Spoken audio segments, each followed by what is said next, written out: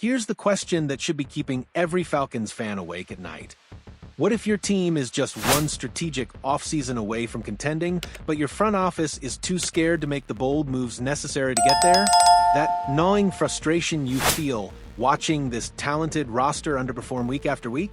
That's not just disappointment. It's the rage of knowing your team has the pieces, but lacks the vision to assemble them correctly.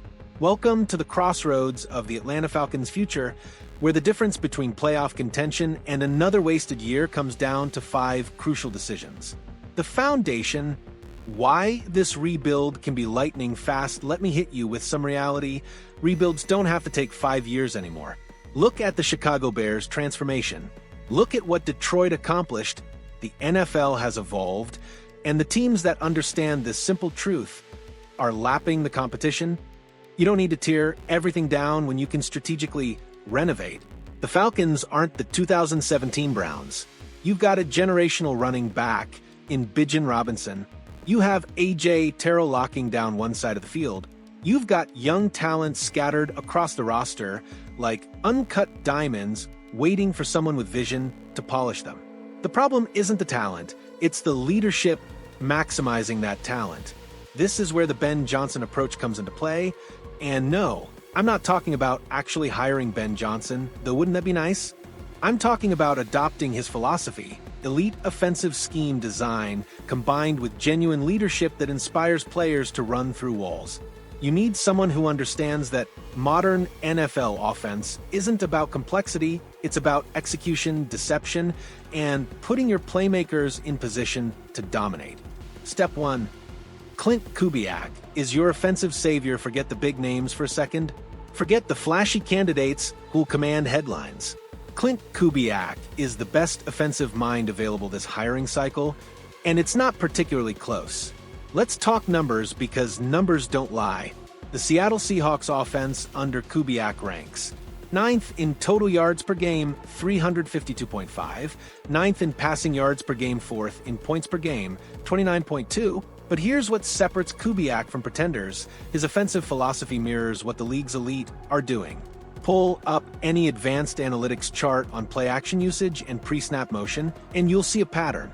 The Rams, the Bears under Johnson, the Broncos' resurgence, they all share 2 characteristics: heavy play-action and extensive motion.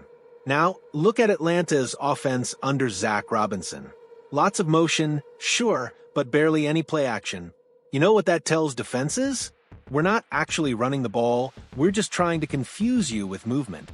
And NFL defenses are too sophisticated to fall for smoke and mirrors without substance.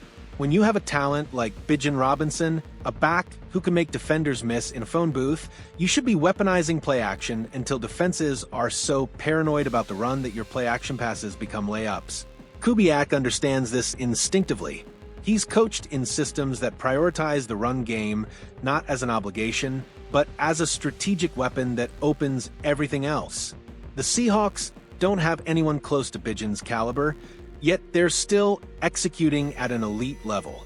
Imagine what Kubiak could do with Robinson, Drake London, and Kyle Pitts. Wait, scratch that last one. We'll get to Pitts in a moment. Step 2. The painful but necessary salary cap surgery. This is where things get uncomfortable, but championship teams make uncomfortable decisions. It's time to move on from Kirk Cousins and Kyle Pitts. I can already hear the objections, but Kirk was supposed to be our franchise quarterback. Pitts was a top 5 pick. Listen, sunk cost fallacy has destroyed more NFL franchises than bad draft picks.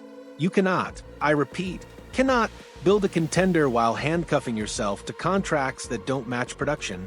Cutting Kirk Cousins and letting Kyle Pitts walk in free agency saves you approximately $46 million against the cap. That's not just money, that's flexibility. That's the difference between being a spectator in free agency and being a player. But we're not stopping there. This roster needs more than cosmetic changes. Leonard Floyd, $10 million savings respect to a solid veteran, but you're rolling with Caden Ellis, James Pierce Jr., and Jalen Walker moving forward. David Onyemata, $1.6 million savings. This one stings, but there's a method to this madness. Jamal Agnew. $2.5 million. Savings, one of the worst special team seasons from a supposed specialist. Your new cap space, $70 million. $70 million? That's not just financial flexibility. That's the ability to completely reshape your roster's identity in a single offseason. You could sign 2 elite free agents and still have money left over for depth pieces. You could front-load contracts to maintain future flexibility. You could actually build a championship-caliber roster instead of just talking about it. Step 3. Fortify the trenches with elite run-stoppers. Here's where that David Onyemata money gets reinvested intelligently. The Falcons' run defense has been exploited all season long, and while coaching deserves blame, personnel matters too. You need to sign either John Franklin Myers or DJ Reader. These aren't just names pulled from thin air. These are proven commodities who excel at exactly what Atlanta needs.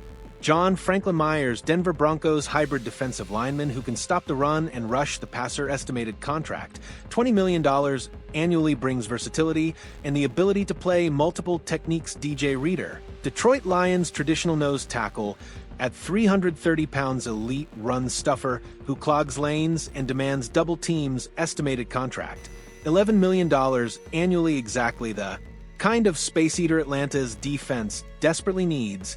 NFL defensive line run stop win rate comparison.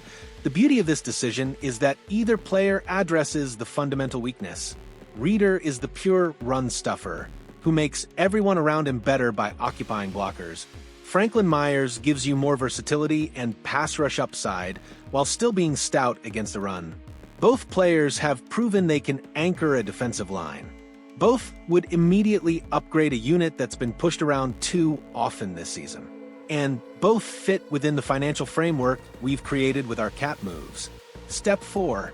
Steal Jamel Dean from Tampa Bay. This might be the most aggressive move in the entire plan, but fortune favors the bold. Jamel Dean is playing like one of the best cornerbacks in the NFL, and he's about to hit free agency. Let's examine his 2024 production. 28 tackles, 3 interceptions, 6 pass breakups, consistently elite coverage grades. Mike Hughes showed his age against the Jets. Getting cooked on routes he would have defended 3 years ago. Antonio Hamilton is a serviceable veteran, but he's not a long-term answer.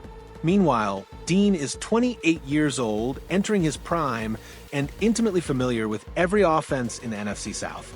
Yes, poaching from a division rival is difficult. Yes, Tampa Bay will try to retain him. But here's the thing about free agency. Money talks and everything else walks. If you offer Dean top-tier cornerback money, we're talking $16 to $18 million annually, he's going to seriously consider it.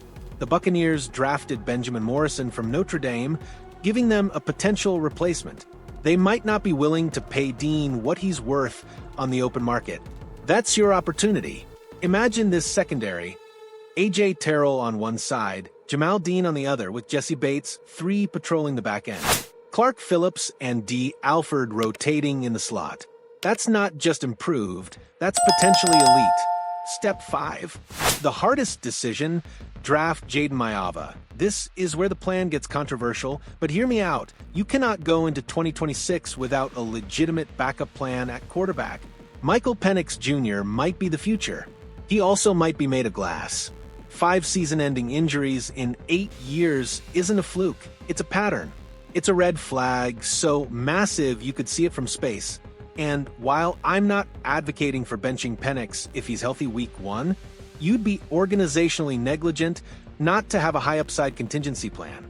Entered Jaden Maiava from USC, 6 feet 4 inches, 230 pounds, with prototypical size, 66% completion percentage, nearly 3,500 passing yards, 23 touchdowns to 8 interceptions, lightning-fast release with excellent quick game execution. Yes, his footwork gets sloppy when the pocket collapses.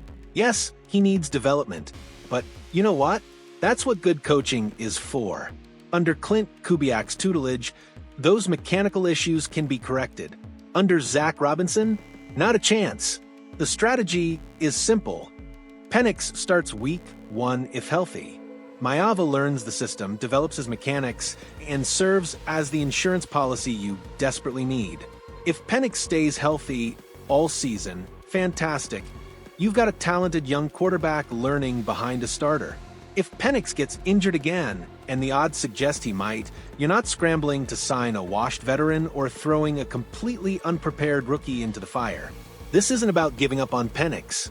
It's about being realistic about his injury history and protecting your franchise from another lost season. The complete vision. From mediocrity to contention in one offseason, let's step back and look at what this 5-step plan accomplishes: offensive transformation. Clint Kubiak brings a modern, play-action-heavy scheme that maximizes Bijan Robinson and your passing weapons. Financial flexibility. $70 million in cap space allows you to be aggressive in free agency instead of bargain hunting. Defensive fortification. Adding either Franklin Myers or Reader shores up the run defense, while Jamal Dean gives you a legitimate CB1 opposite Terrell. Quarterback security. Maiava provides the high-upside insurance policy that Penix's injury history demands. Cultural reset. New coaching, new philosophy, new energy, everything the locker room needs after another disappointing season. This isn't a 5-year rebuild. This isn't tearing everything down to the studs. This is strategic renovation, keeping what works, upgrading what doesn't, and implementing a coherent vision that every decision supports. The Chicago Bears went from laughingstock to playoff contender in one offseason. The Detroit Lions went from perennial losers to NFC powerhouse in 2 years. The blueprint exists. The question is whether Atlanta's front office has the courage to execute it. The bottom line: bold moves or more mediocrity. Here's what it comes down to. The Falcons can be competitive in 2026, or they can waste another year of Bijan Robinson's rookie contract. They can make the hard decisions that championship organizations make, or they can cling to comfortable mediocrity. Every move in this plan serves a purpose. Every dollar spent addresses a genuine need. Every personnel decision is backed by production and fit within the scheme. This isn't fantasy football. This is a realistic roadmap from where Atlanta is to where Atlanta needs to be. The talent is there. The opportunity is there. The cap space can be created. The free agents are available. The draft prospects exist. Everything you need to transform this franchise is sitting right in front of you. The only question that matters: will the Falcons have the guts to do it? So, what do you think about this rebuild plan? Does it address the Falcons' biggest needs? Or are there moves you'd make differently? Drop your grade in the comments. A, B, C, D, or F, and let's debate the future of this franchise.